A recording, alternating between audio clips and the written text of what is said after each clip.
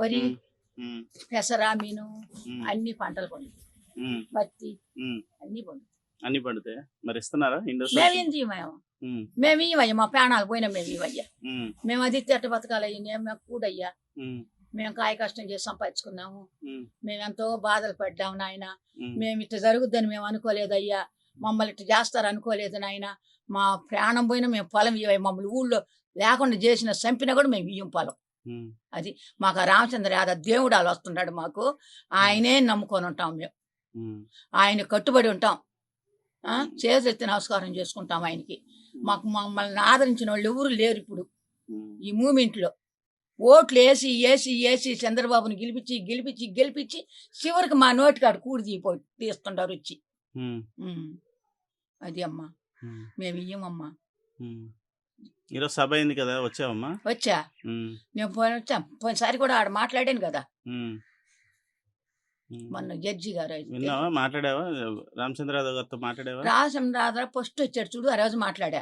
నీదే గెలుపవుద్దయ్యా అన్నా నేను అమ్మవారిని కొలుచుకుని ఆమెని.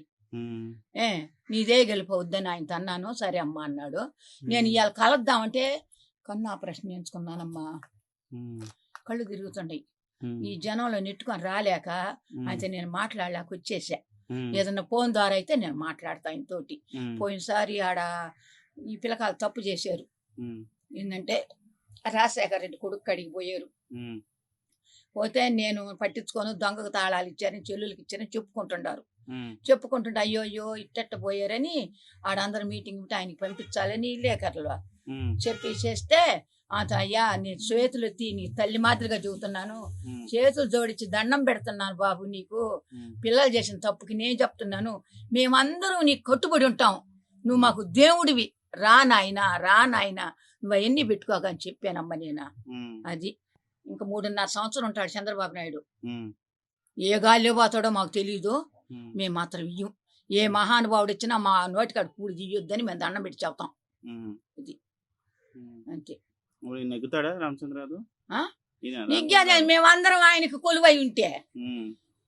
ఇప్పుడు నేను మాట్లాడే అవకాశం ఇలే నాకు. మిరిమోడు మా అల్లుడే లేవాడు.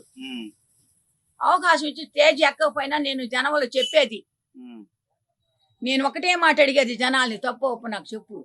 మీరందరూ ప్రజలందరూ మన కోసం ఆయన త్యాగం చేస్తున్నాడు, రాని పైన కూడా వస్తున్నాడు మన కోసం. అయి ఆయన కట్టుబడి మనం అందరం మీరు ఉంటారా చేతులు ఎత్తండి అనేది నేను.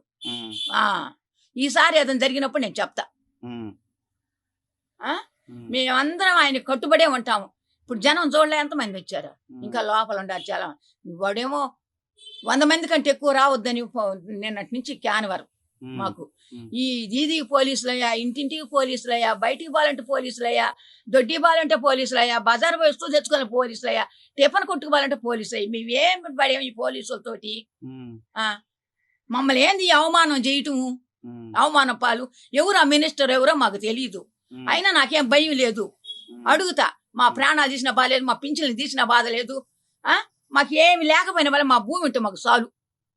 అది మాకు దేవుడయ్యా, మా అమ్మ మా బిడ్డయ్య ఆయన రామచంద్రుడు మా బిడ్డ దేవుడు. ఆయన మాకు కావాలి. ఆయనకి 120 సంవత్సరాలు దివ్యంగా ఏలాలి రాజ్యం అని అనుకుంటున్నా నేను.